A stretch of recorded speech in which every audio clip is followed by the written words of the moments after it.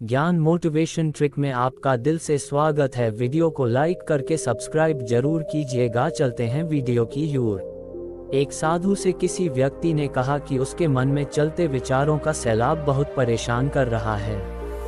उस साधु ने उसकी तकलीफ दूर करने के लिए अपने एक मित्र साधु के पास भेजा और उससे कहा, जाओ और उसकी दिनचर्या को ध्यान से देखो, वो तुम्हें जीने का सही तरीका बताएंगे। वह व्यक्ति गया। जिस साधु के पास उसे भेजा गया था वह धर्मशाला में रखवाला था। उसने वहां जाकर कुछ दिन तक उसकी दिनचर्या देखी, लेकिन उसे उसमें कोई खास बात दिखाई नहीं पड़ी जिससे कुछ सीखा जा सके। वह साधु एक सामान्य और साधारण व्यक्ति था। उसमें कोई ज्ञान के लक्षण भी दिखाई नहीं पड़ते थे। वो पहले साधु के पास लौट गया और सारी बात बताई।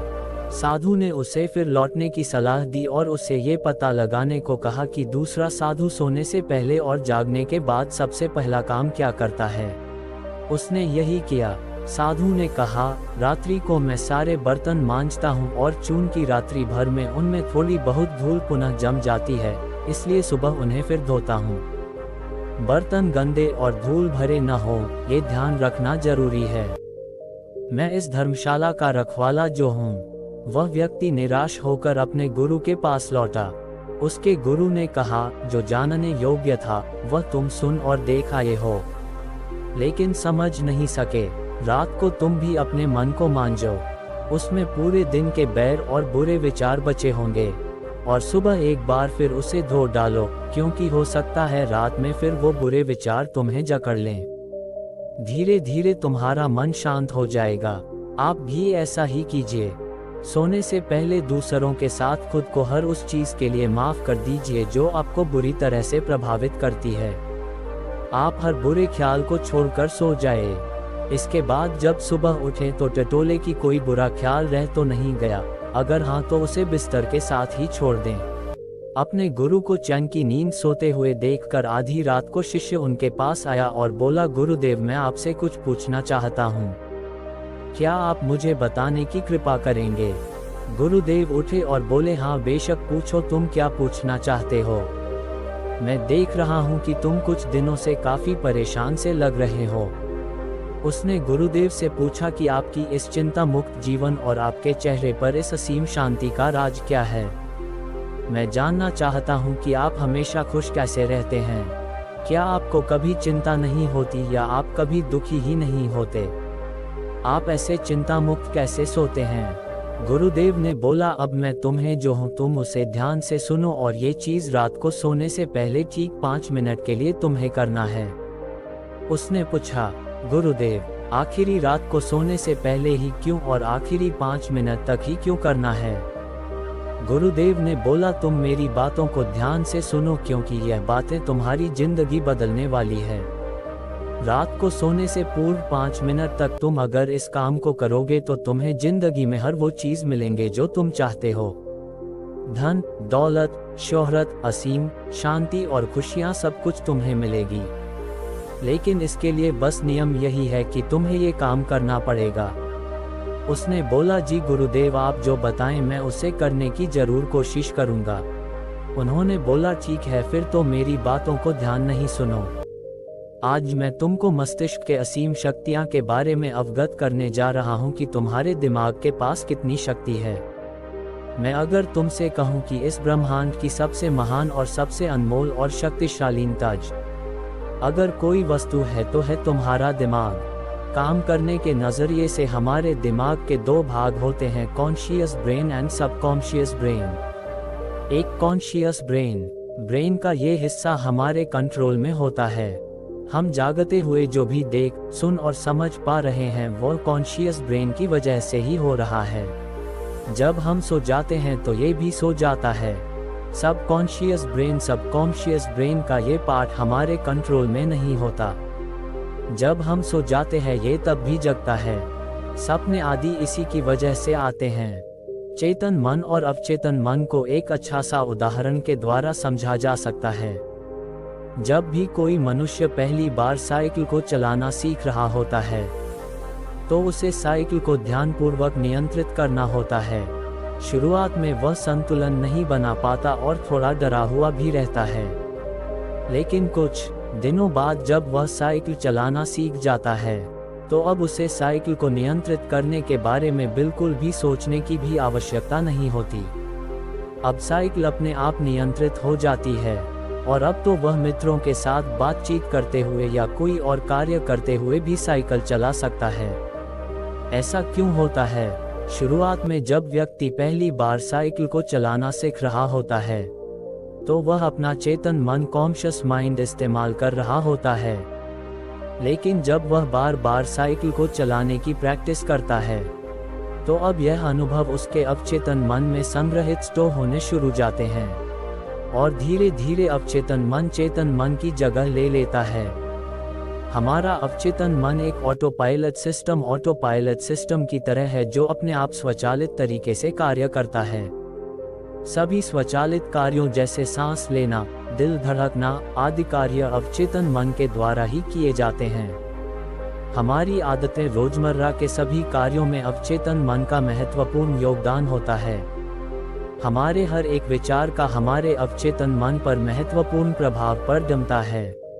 या ये कह सकते हैं कि हम जो कुछ भी सोचते हैं या करते हैं, उससे हमारे अवचेतन मन की प्रोग्रामिंग होती जाती है और फिर बाद में धीरे धीरे अवचेतन मन उस कार्य को नियंत्रित करने लगता है। हमारी आदतों और विचार धारणाओं का निर्माण भी ऐसे ही होता है और बाद में वह आदत स्वचालित रूप से अवचेतन मन के द्वारा पूरी तरह नियंत्रित होती है। ये हम पर निर्भर करता है कि हम अपने अवचेतन मन की प्रोग्रामिंग कैसे करते हैं। एक बार दिमाग में प्रोग्रामिंग हो जाने के बाद अवचेतन मन उसी के अनुसार कार्य करने लगता है, चाहे वह कार्य गलत हो या सही। चेतन मन कॉन्शियस माइंड को विचारों का चौकीदार या गेटकीपर भी कहा जा सकता है। दरअसल हमारा हर एक विचार एक बीज की तरह है और हमारा अवचेतन मन एक बगीचे की तरह है। हमारा चेतन मन ये निर्णय करता है कि अवचेतन मन में कौन सा बीज बोना है और कौन सा नहीं। हम कभी कभी अनजाने में अपने अवचेतन मन की गलत प्रोग्रामिंग कर देते हैं। जैसे अगर मैं ये सोचता हूँ आज मैं ये काम कल करूँगा, तो ये छोटा सा विचार धीरे धीरे मेरे कार्य को कल पर टालने की आदत बन सकता है। इतना सब सुनकर उसने गुरुजी से पूछा, लेकिन इसका नींद से क्या तात्पर्य है और सोने से पहले 5 मिनट तक हमें क्या करना है और चिंतामुक्त जीवन का रहस्य क्या है, आप वो हमें बताएं। गुरुदेव ने बोला, हर चीज को सीखने की जल्दी अक्सर इंसान को गलत जानकारी देती है। वह गलत जानकारी किसी काम के नहीं होती, इसलिए सब्र और धैर्य के साथ बातों को सुनने की आदत डालो। गुरुदेव ने बोला, क्या तुमको पता है कि चेतन मस्तिष्क हमारे ब्रेन पावर का सिर्फ 5% इस्तेमाल करता है। यही दूसरी तरफ आपकी फीलिंग, हैप्पी बिलीफ सिस्टम, यादें, अनुभव और भी बहुत सारी चीज स्वतः चलती है, जैसे सांस लेना, देखना, पलक झुकना, हृदय की धड़कन महसूस करना। ये सभी चीज आपका सबकॉन्शियस मन कंट्रोल करता है। यह आपकी ब्रेन पावर का 95% इस्तेमाल करता है। आपके अवचेतन मस्तिष्क की प्रोसेसिंग पावर लगभग 40 मिलियन बिट्स पर सेकंड होता है, यानी कि सबकॉन्शियस मन से लाखों गुना ज्यादा है। सबकॉन्शियस मन के पास इतनी क्षमता है कि ब्रह्मांड की अनंत संभावनाओं को बड़ी आसानी से सच कर सकता है। जिंदगी में एक बात हमेशा याद रखो, तुम जो भी हो, जैसे भी हो, तो अपनी सोच की वजह से हो। तुम अपने दिमाग को जैसी बातें बताते हो, जैसी चीजें दिखाते हो और जैसी बातें सोचते हो, वैसे तुम बन जाते हो और वैसे ही तुम्हारी जिंदगी होती है। और इन्हीं वजहों से सुख, दुख और तुम्हारे मन का सुकून, शांति सब कुछ मिलता है और सब कुछ खो भी जाता है। इसीलिए खुद को सही दिशा देना जरूरी है। क्या तुमने कभी ऐसा अनुभव किया है कि जब तुम सोते हो तब तुम ऐसे घटना के बारे में सपना देखते हो जिसे आप सोने से चंद मिनट पहले सोचा था या बोला, देखा या सुना होगा? अगर आपके साथ ऐसा कुछ अनुभव हुआ है? उसने बोला, हाँ गुरुजी। उन्होंने बोला, सोने से पहले जब हम आधा सोए आधा जागे हुए अवस्था में होते हैं, तब हम तैयार होते हैं अपने सबकॉन्शियस मन में उन विचारों को डालने के लिए जिसे हम अपने जीवन में प्रदर्शित करना चाहते हैं।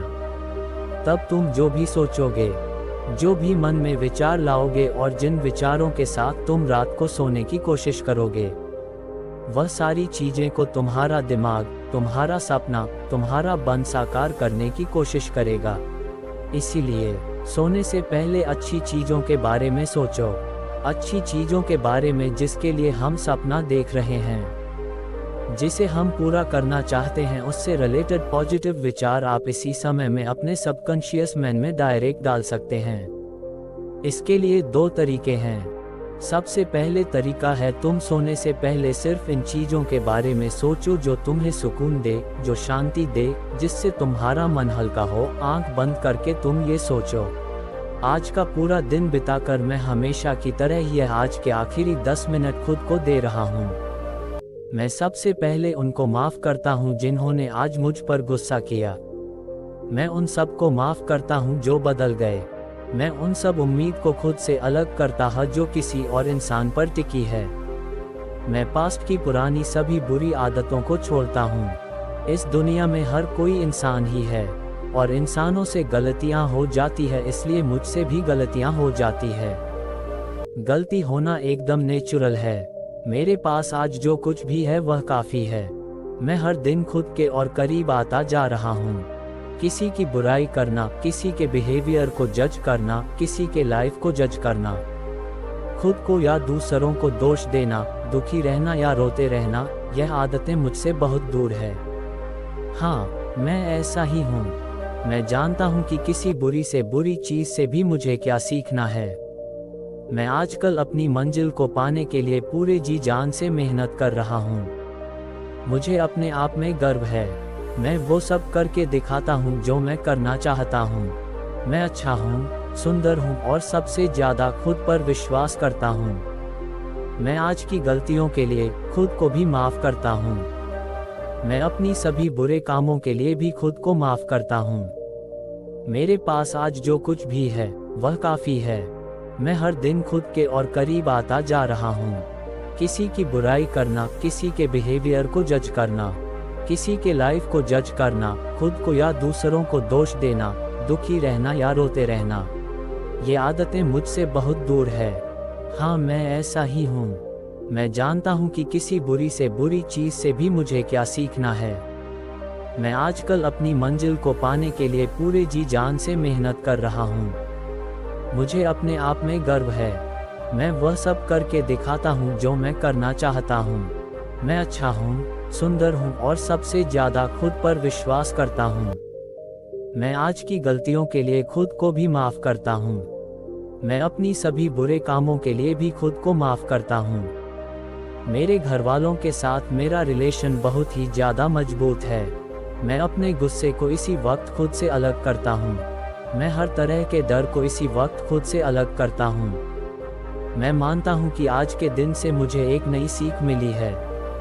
मैं समझता हूँ कि आज का दिन चला गया है लेकिन मैं ठीक हूँ। मेरा शरीर स्वस्थ है। अंतिम गुरुदेव ने बोला, अगर तुम रोज 5 मिनट तक ये बातें खुद को बताते हो तो हमारा दिमाग। भगवान बुद्ध का एक शिष्य रास्ते पर पड़े एक भिखारी को हिला रहा था। वह भिखारी बेहोश था।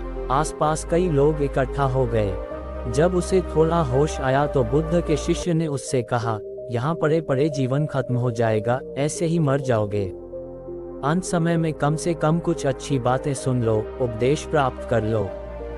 चलो मेरे साथ, मैं तुम्हें भगवान बुद्ध के पास ले चलता हूँ। जब तुम उन्हें सुनोगे तो तुम्हारा दर्द दूर हो जाएगा।